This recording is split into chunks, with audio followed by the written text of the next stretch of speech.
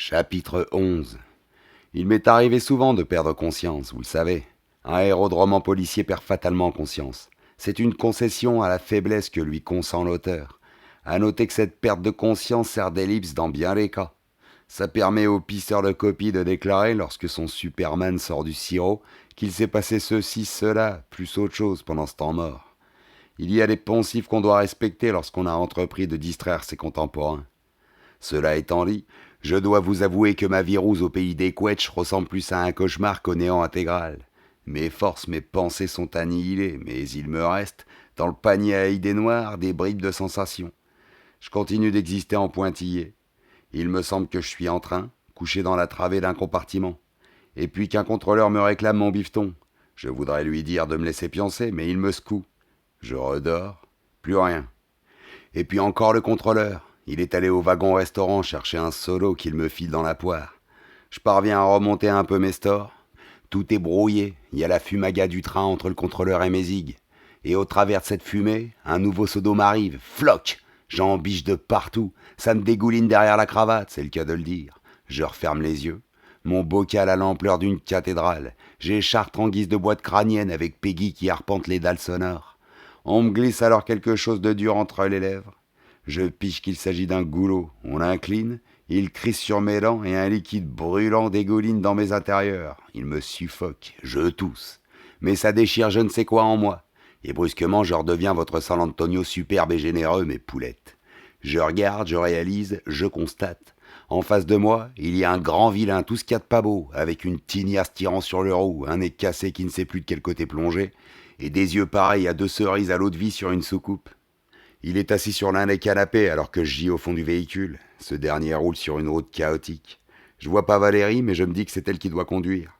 Je tente de me mettre sur mon séant, mais j'ai les poignets entravés.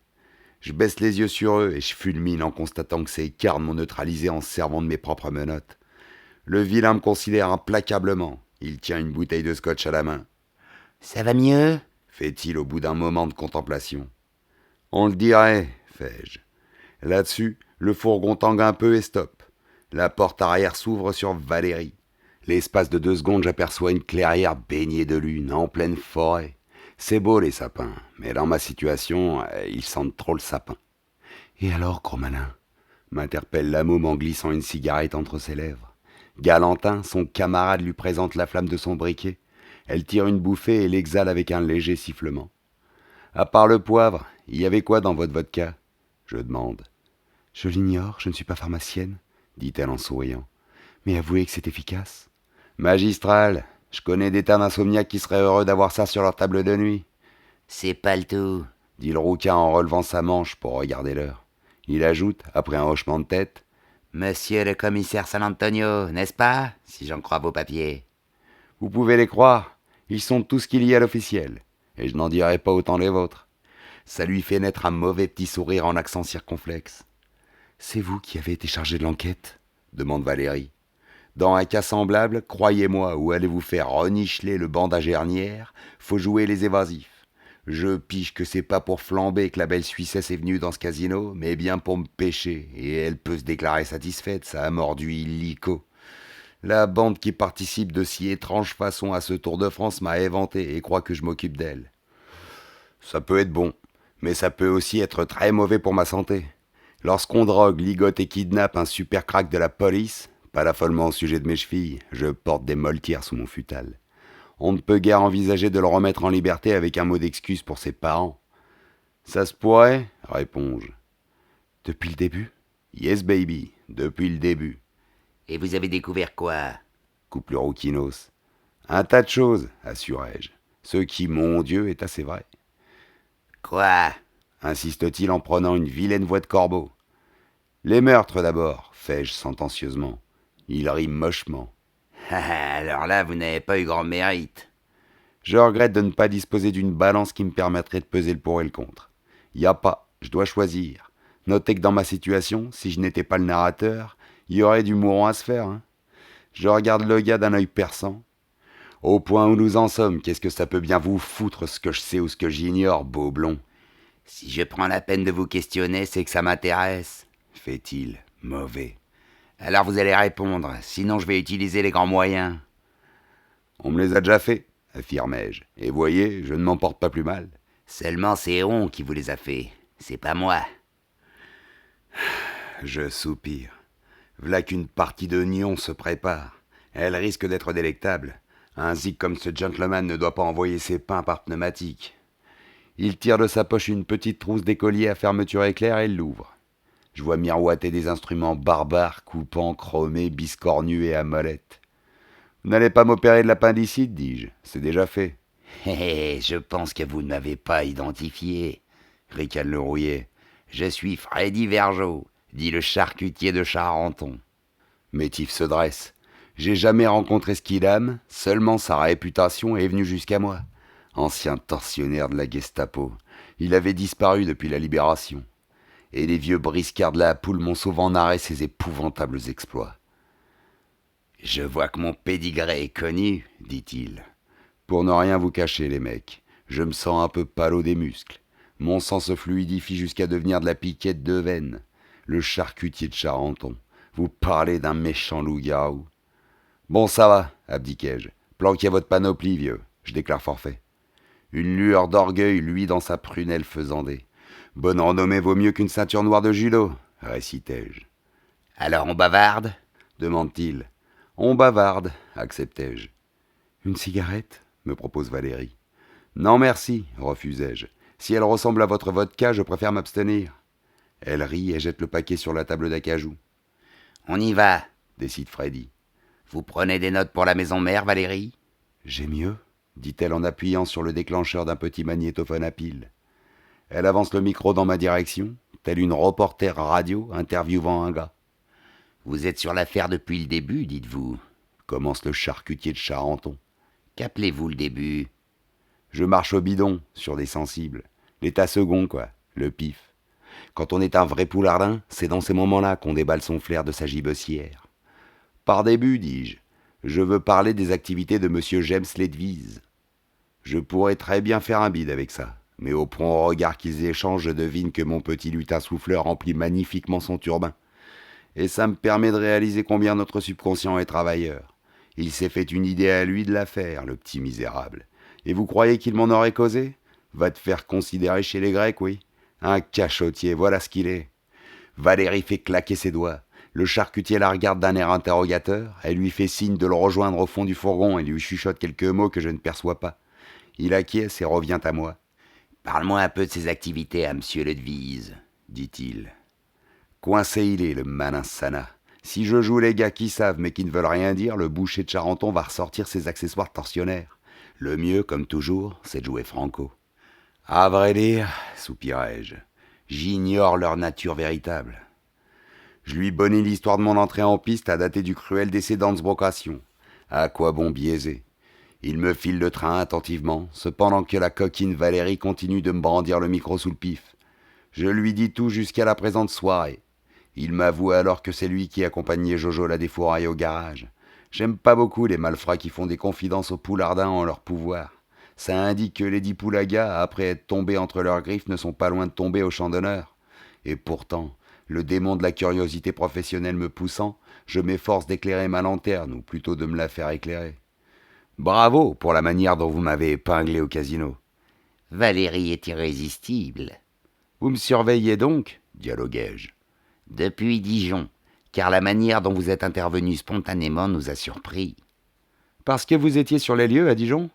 On avait de bonnes raisons pour ça, gouaille le boucher de Charenton. C'est vous qui avez repassé le masseur? Oui, monsieur le commissaire. Il a l'air de bien s'amuser, Freddy Vergeot. Les tueurs adorent faire état de leur tableau de chasse. C'est toujours comme ça qu'on les possède, à la vanité. Vous au moins, vous ne faites pas le détail, appréciai-je en saupoudrant d'admiration. Je vous donnerai bientôt une preuve supplémentaire, féroce-t-il avec son rire en forme de paix de travers. Je passe outre, comme disait un caravanier du désert à qui on réclamait à boire. Et l'attentat contre mes un rayon aussi, c'est vous? Mais un rayon, fait-il, surpris. Valérie murmure, agacée. Mais oui, la bagnole du directeur sportif. Oh, réalise le louche Ben de Charentoche. Évidemment que c'est nous. Et la meringue, il fait partie de la bande aussi? Freddy, interrompt Valérie avec irritation. Le jour où tu auras envie de publier tes mémoires, tu les vendras à Ici Paris. Ça te fera au moins de l'argent. J'aimerais bien rentrer à Évian. Demain, nous avons du pain sur la planche. D'accord, ma jolie, répond l'interpellé. Il tire de sa ceinture un pétard long comme Mac, chapeauté du classique silencieux. On sort, fait-il. Allons, debout, commissaire. Si vous n'avez pas encore la Légion d'honneur, je peux vous assurer qu'on va vous la décerner dans pas longtemps à titre posthume. Je me lève, sans hâte, sans joie, et avec difficulté à cause de mes mains menottées. On va faire une balade au clair de lune? Je rigole. En amoureux, répond-il. Dépêche-toi, lance Valérie, maussade. Je commence à avoir sommeil. Je reviens, petite fille. Il gazouille, le boucher de Charenton, en poussant hors du fourgon avec le cylindre du silencieux.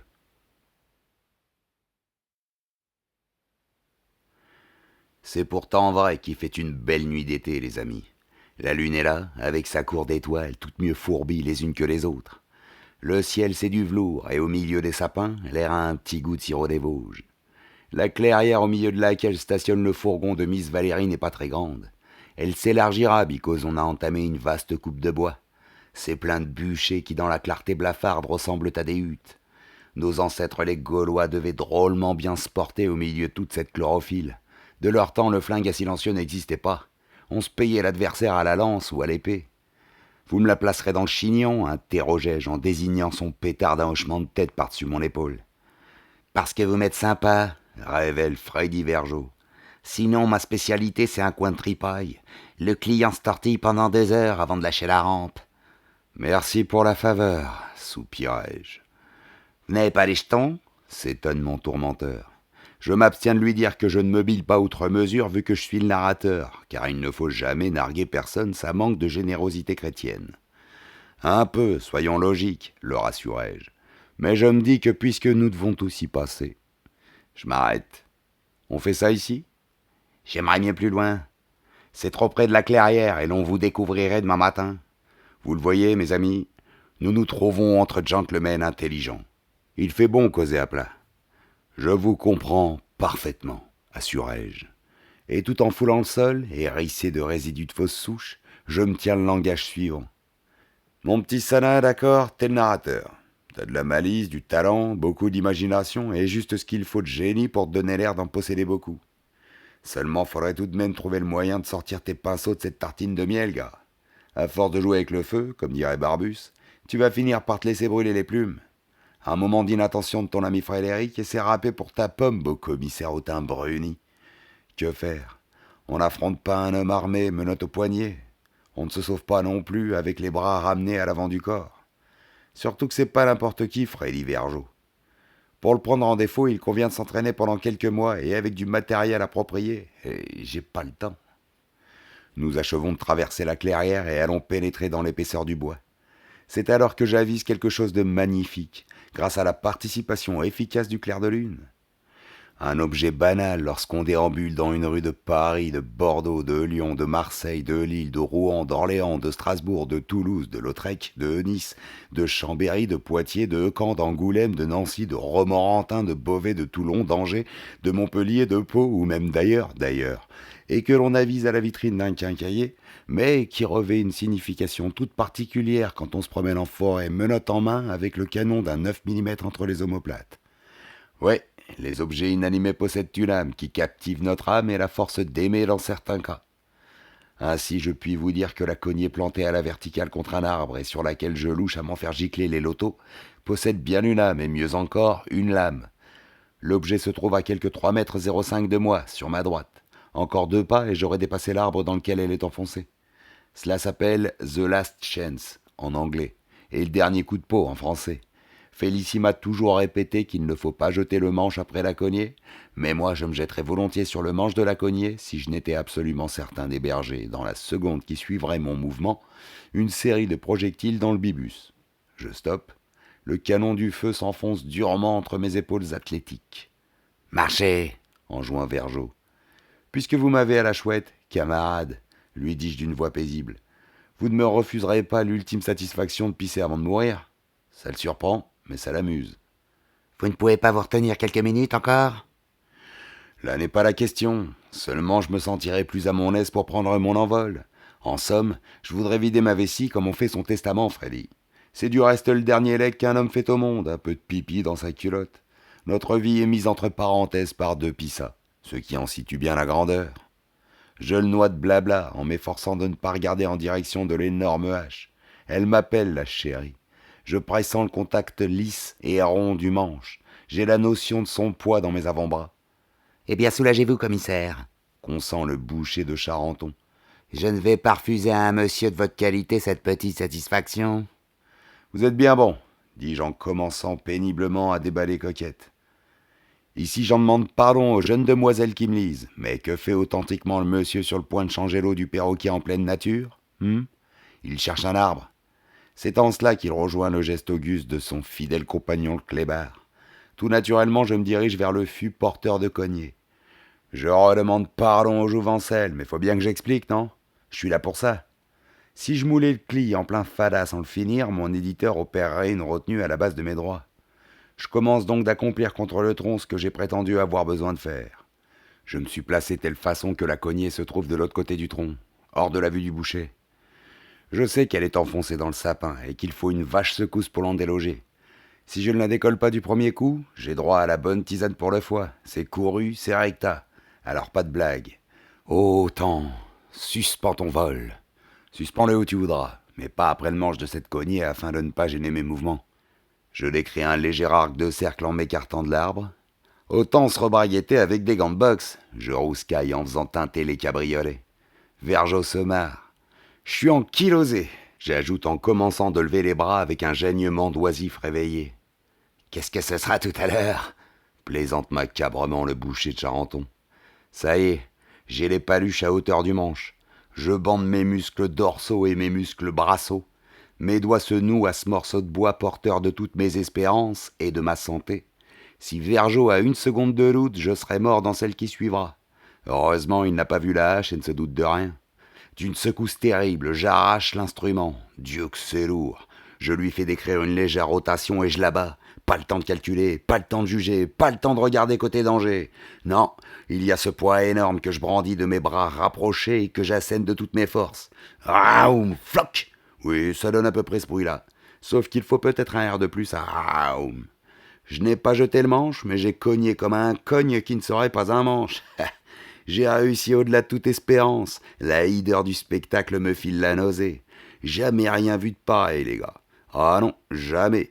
Il y a de quoi douter de ses sens, qu'il soit unique ou interdit. Le boucher de Charenton vient de faire Philippine.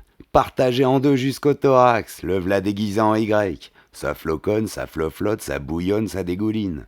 Pas de quartier, comme murmure Monsieur Van Clift en s'endormant. Note de bas de page. Quand je fais pas gaffe, je me mets à écrire pour l'élite. Raoum floc, que je vous lis, en deux. Pour la cervelle, ça a été facile, la coquille ayant pété sans bavure. Le reste a suivi, sauf le nas qui a choisi de rester à gauche. Le cou, partagé en deux. Le sternum, en deux. Il n'y a qu'à la fin des cerceaux que la section a fait halte. Je lâche l'âge de naguère et monsieur Vergeot, pas si Vergeot que ça pour une fois, part en avant. Le manche de la cognée se plante dans le sol moussu et le défunt reste à 60 degrés, les bras ballants. Jamais vu ça, je répète. Le niasse qui découvrira ce spectacle demain, il aura droit à un coup de rouge pour se calmer la trouillance. Je me baisse pour ramasser le soufflant du boucher. Entre nous pour un boucher. C'est une fin logique, non? Chapitre 12. À la fin du chapitre précédent, tellement riche en péripéties que je ne saurais trop vous conseiller de le faire encadrer, je ramassai le pistolet de feu monsieur Vergeot. Au contact gaufré de la crosse, je me dis que cette fois j'ai la situation bien en main. Une situation de 9 mm, croyez-moi, c'est une situation enviable.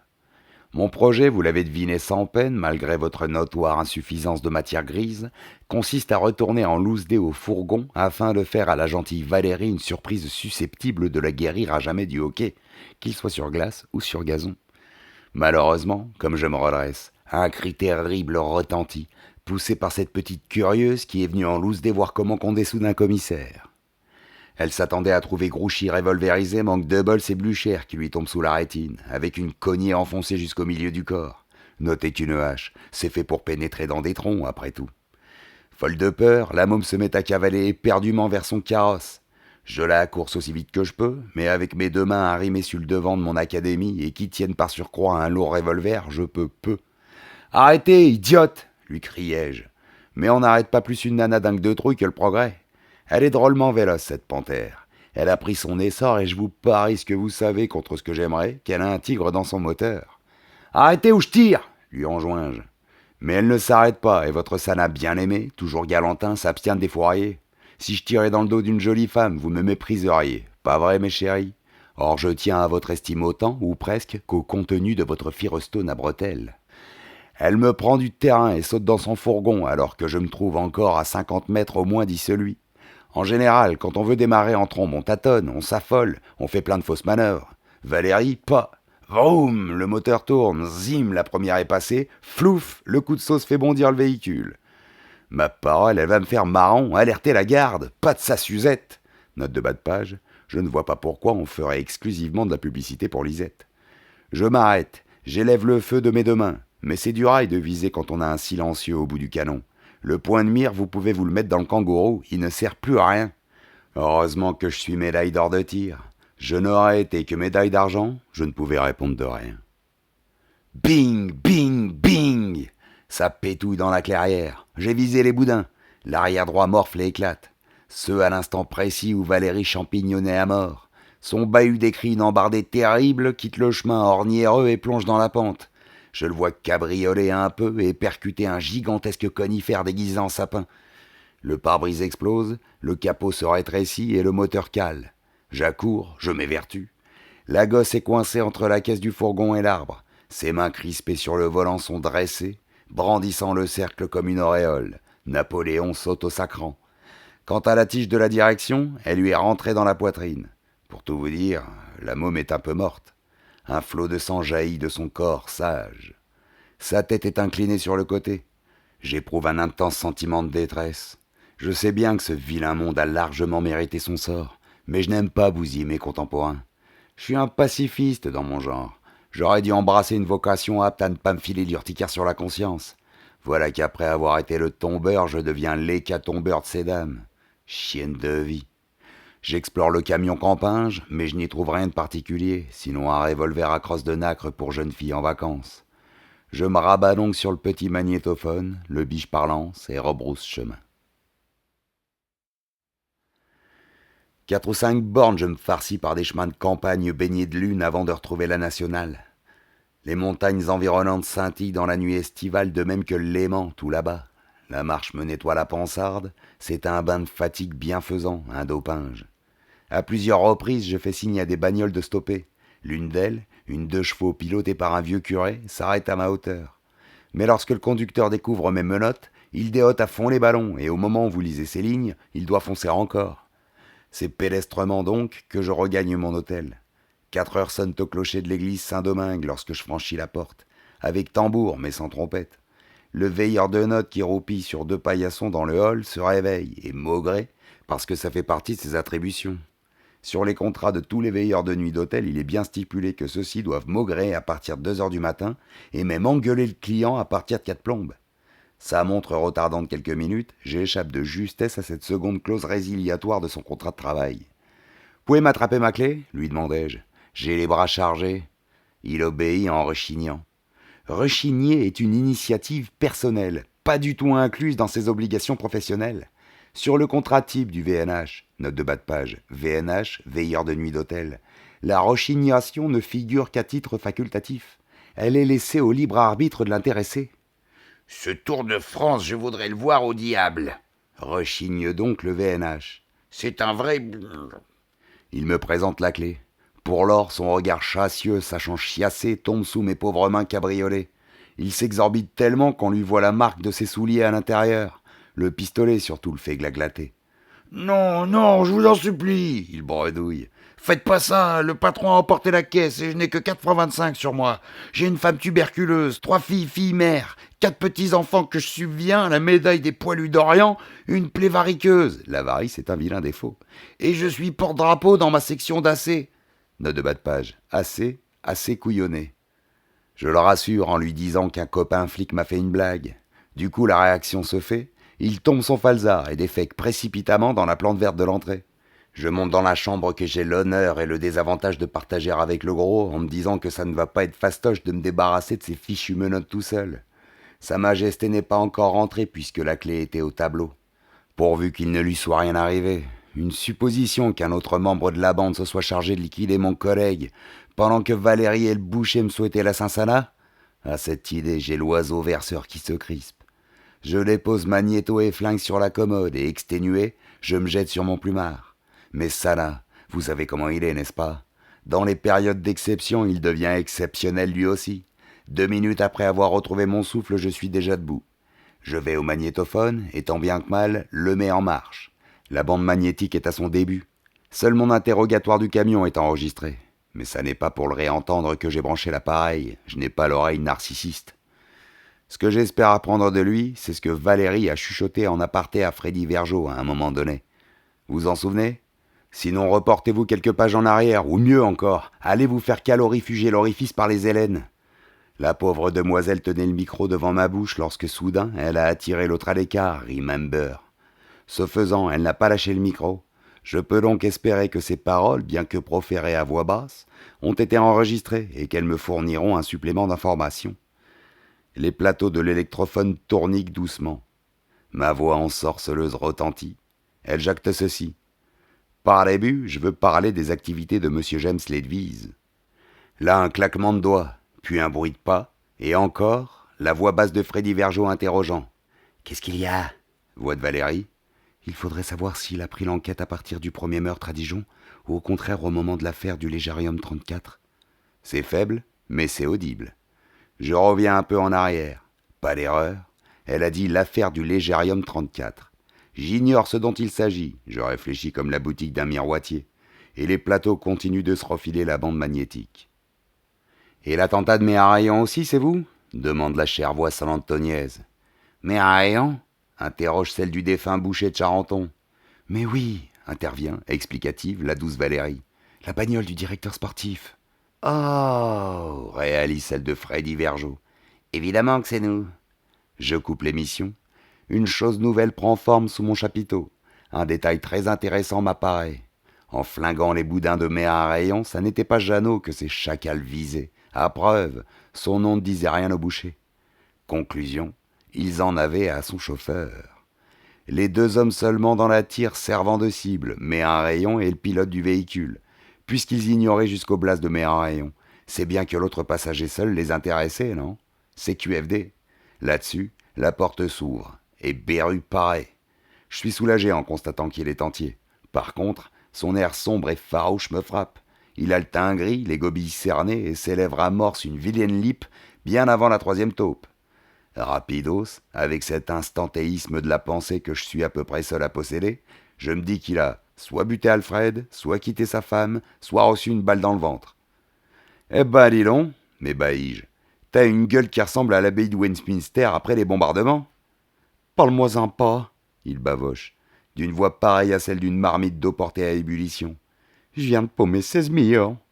Il se laisse tomber sur un siège, avec tant de force que par esprit d'imitation, le siège se laisse lui-même tomber par terre. Raconte, lui enjoins-je, tandis qu'il se relève au milieu des décombres. Quand je m'ai mis à flamber, explique le cher homme, tout de suite aussitôt la carburation s'est faite.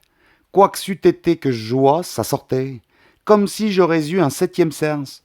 Je flairais la gagne avant que le pingouin balance sa gobille dans le baquet. Un 7e sens. Ne puis-je m'empêcher de l'interrompre? Énumère-moi un peu les 6 premiers, gros, que je m'éduque. Il hausse les épaules. Oh, toi, faut toujours que tu t'incrédules dans les pires moments.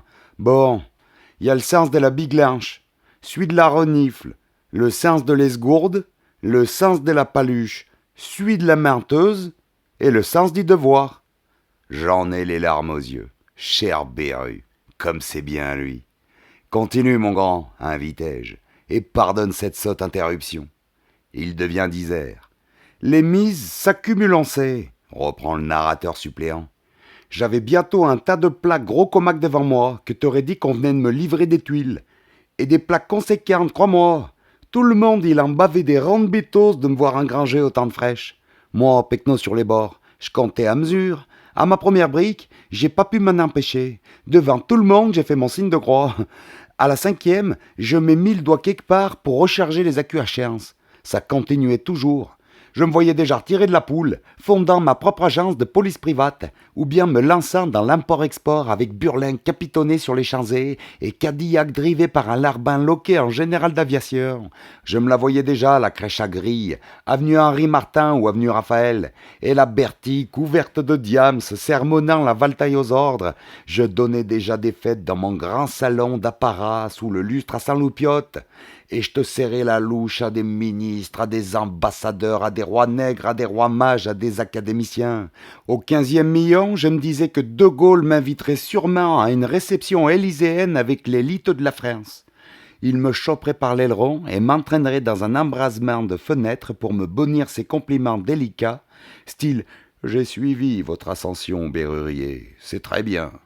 Les choses étant ce qu'elles sont, j'ai bien envie de vous faire diriger un peu la télévision pour voir. » Et alors, soufflai-je. Alors, fait-il en amorçant la chute libre sans ventrale. Alors, figure-toi que cet enviandé d'Alonso Giraud m'a tout fait paumer. Il était au casino en pleine nuit, le maillot jaune? Pas lui, sa saloperie de râtelier. Au moment où que j'annonçais tout sur le 10, biscotte, je savais déjà que le 10 allait paraître au tableau d'affichage, j'ai fait un faux mouvement du fion sur ma chaise. Son piège à hamburgère que j'avais dans la poche de mon grimpant s'est refermé brutalement sur mes valseuses. Pile au moment que je disais sur le 10, je m'impoussais un cri de douleur. J'ai hurlé quelque chose comme ouille au lieu de dire 10. C'est un marché de croupier a compris 12. Le temps que je me libère les sœurs siamoises et le manège enchanté tourniquet pendant que cette pomme à l'eau bramait que rien n'allait plus. C'est le 10 qui est sorti, comme un grain. Mais mon artille gisait au 12. J'ai protesté mochement. Je voulais lui faire becter son râteau, croupier. Ils ont tous assuré que j'avais crié 12. De toute façon, fallait que j'intervenasse alors que mon aubert était sur le 12. J'avais qu'à dire à ce moment-là, paraît-il. Ce circus que j'ai déclenché dans la strasse, madame. À la fin, les gorilles de la maison sont venus me prier de déguerpir vu qu'à leur avis, je jetais la masturbation. Et me v'là, ratissé jusqu'aux chaussettes. 16 briques larguées en plein vol alors que j'allais faire péter la banque, mec. Une fortune déguisée en courant d'air. Au moment que j'allais filer les jetons à Boussac, aux usines Krupp, à Onaniste, à Mouton Rothschild, au Gacan et à Rockefeller.